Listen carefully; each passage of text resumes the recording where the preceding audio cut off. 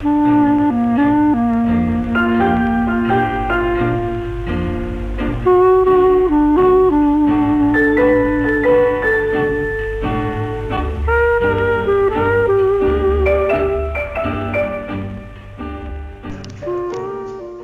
un tableau que j'ai fait il y a 3 ou 4 ans, ça.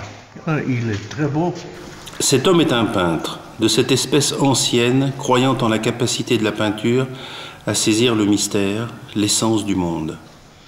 Et tu vois les grandes sculptures, là, ça c'est une sculpture que j'ai faite l'année dernière. Oui. C'est en bronze, hein. Ah bon, il faut de l'argent. Ouais.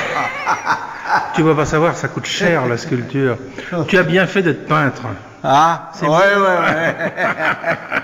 Oh, je sais pas faire de sculpture. Tu as jamais fait? Non. Non, je préfère la main.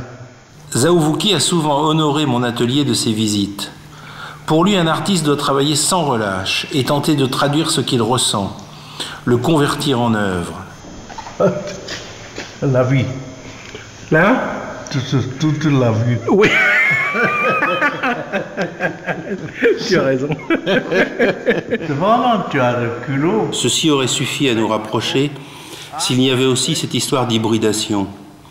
En effet, le Shun Zaouvuki, il y a près de 60 ans, a quitté sa Chine adorée pour hybrider son esprit au contact de l'Occident. Que savait-il alors de Matisse, Klee ou Picasso?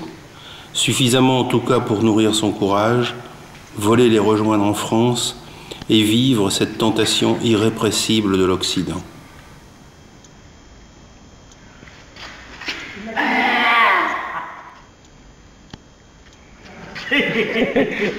Il sait tout de Monet et de ses nymphéas, de Matisse captivé par la couleur, de Pollock en action painting, des Noirs de Soulages dont il fut le compagnon d'aventure, de John Mitchell ébloui par la vie. Il aime tant la peinture, elle lui a tant donné. Ses dernières forces seront pour elle. Il fut chinois, passionné, voyageur, lettré, mais une chose est certaine, le peintre en lui disparaîtra le dernier. Bravo, Vuki. Bravo. Non, je fais, c'est tout.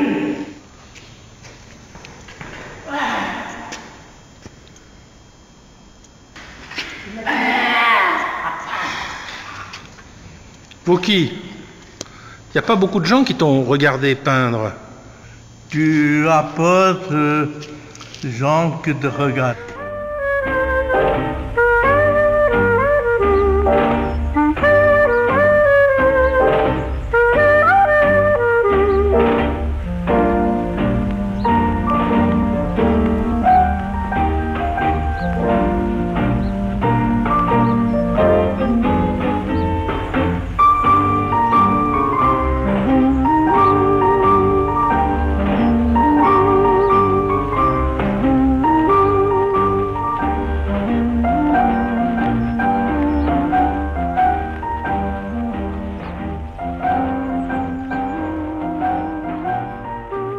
L'atelier de Vuki, rue Jonquois. Il y a du végétal maintenant. Vuki aime la nature. Et il a monté cette plante dans son atelier. Et cet aquarium aussi. L'océan là.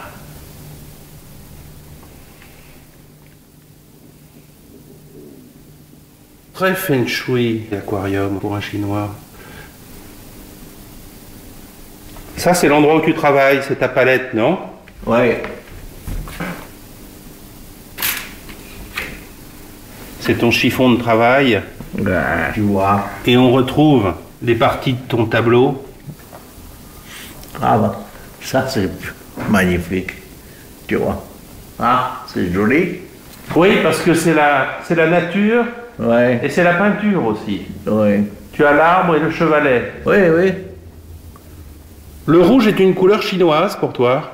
Ouais, celui-là, c'est le plus beau, plus noble, tu vois. Comment tu appelles ce rouge? Oh, c'est un rouge très très fort. Rouge. Les signes comme le tumulte de la vie s'organisent, montent vers un ciel convoité, un espace rouge, comme le sang, comme la vie, comme la Chine aussi. Rouge, rouge, rouge. Alors, le bleu, le bleu, le jaune, tout ça, il y a beaucoup de monde, tu comprends? Peindre pour toi, c'est une manière de vivre, c'est une manière de respirer. Oui, ça m'amuse, tu vois. Françoise et Vouky souhaitaient connaître la petite cabane qui me sert d'atelier atlantique. J'y viens depuis l'enfance, respirer l'espace de cette baie de Charente. Peu à peu, j'y avais élaboré la théorie des 3 P, pêche, peinture, poésie. Et je souhaitais ce jour-là partager ce petit endroit magique avec mon ami Zhao Vouky. Car sa peinture me paraît soumise à des turbulences mentales, mouvantes, fortes et intenses, certes, mais c'est une peinture du bonheur, de la célébration de la vie, et je sentais que ce lieu allait le toucher. Un vent d'est, un ciel alternatif et une lumière changeante nous y attendaient.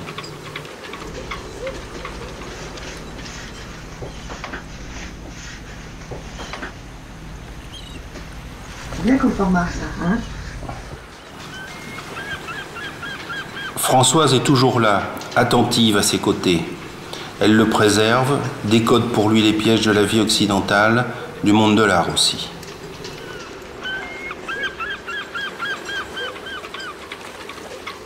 Regarde, me dit-il un jour, comme elle est belle, et intelligente aussi.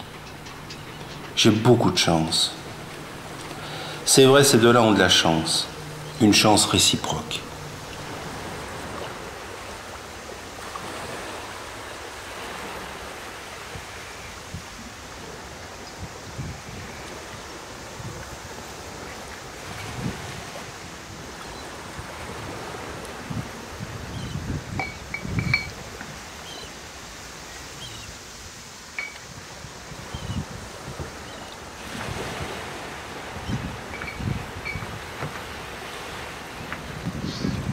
C'est déjà beaucoup de couleurs. Hein.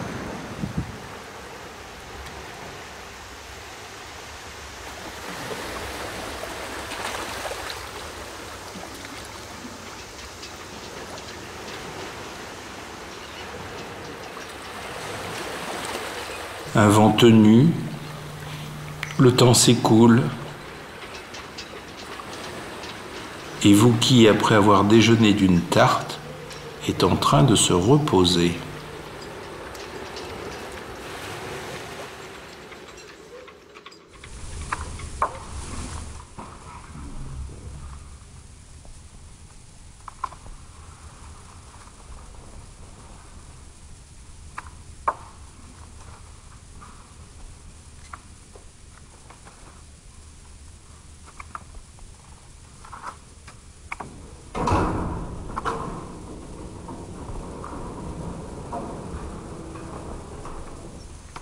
Zhao Vouky au travail. Oh ben, je travaille beaucoup, hein. Oui.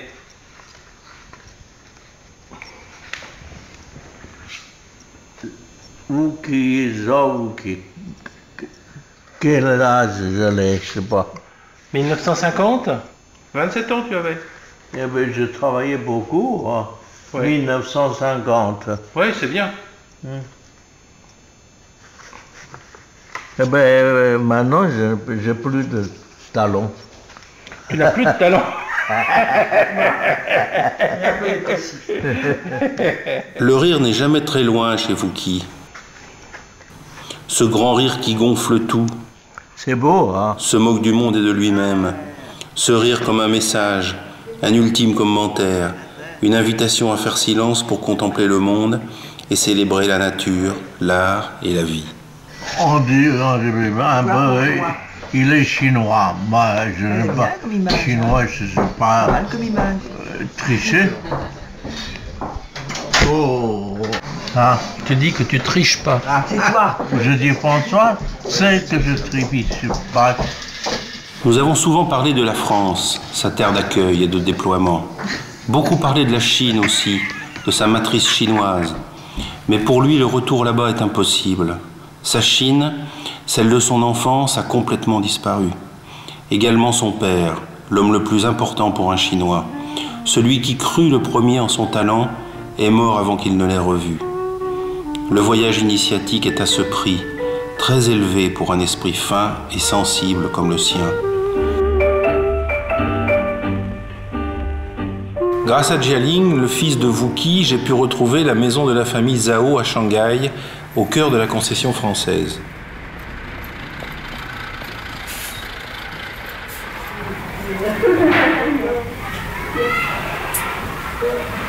La maison est assez grande, un peu labyrinthique. Petite cuisine. Voilà sans doute l'endroit qui servait à Wuqi de studio. La lumière est plutôt belle sur ce petit jardin qui devait être très bien entretenu à l'époque, avec ce palmier Camerops. Mais aussi un petit carton rempli de livres d'art que sa sœur avait conservé précieusement. Les livres d'études du jeune Wuqi, l'essentiel en fait de l'art de cette époque. Voilà sans doute ce qui a fondé son désir de partir en France et de rejoindre l'aventure de l'Occident.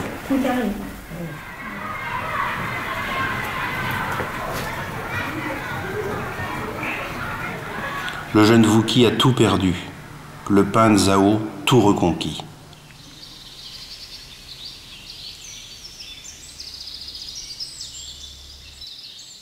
« 30 août 2007, Wuqi au travail, dans le jardin de la maison, sous le grand pin parasol qu'on a planté juste avant la tempête.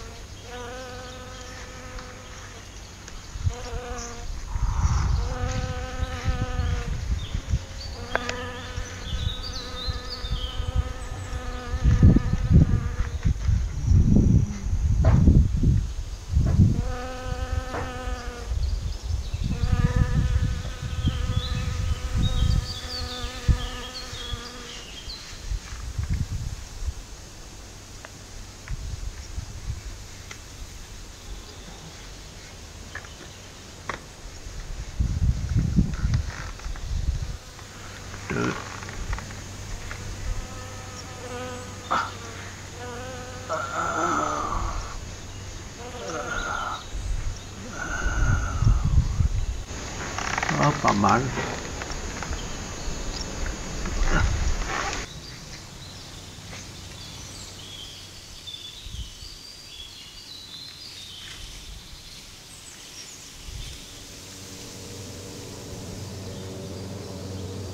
L'histoire éternelle du peintre du motif.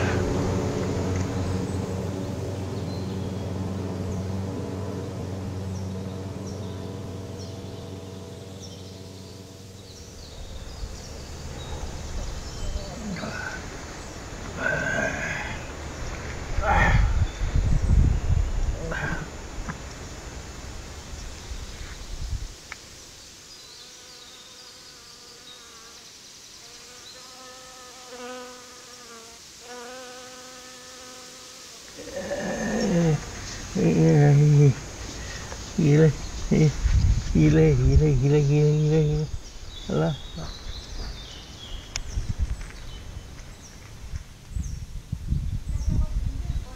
C'est pas mal.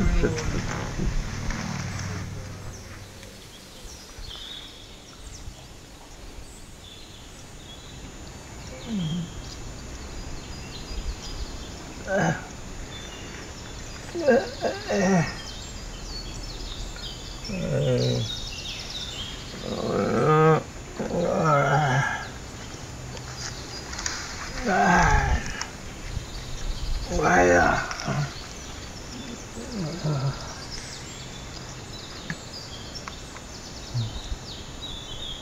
Ouh. Île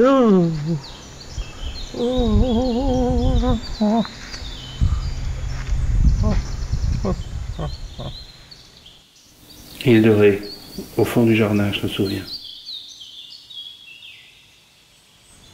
C'est bien, même le fleur, tout ça, le papier, tout ça, on a une possibilité de contrôler, quoi. C'est beau. Même ce côté-là plus foncé. Cette maison, tu as acheté il y a longtemps, là. Oui, il y a très longtemps. Ah, Il y a très longtemps. très longtemps. Mais il est du pays, Wookie. Ah, Il est d'ici, Richard. ah, il était pays.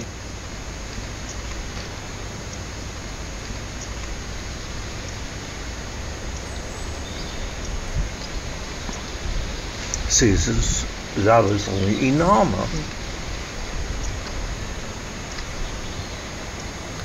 Je me souviens de ce jour de septembre au bord de l'Atlantique.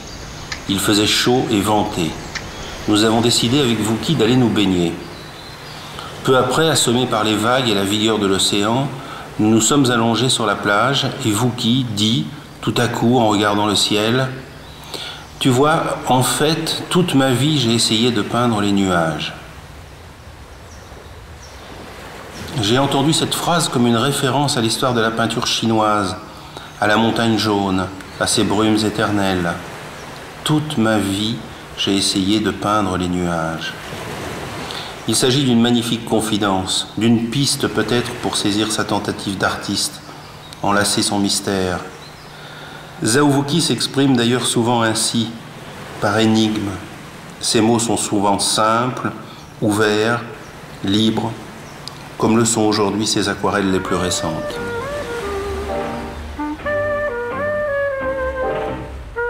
On arrête. D'accord, heureusement.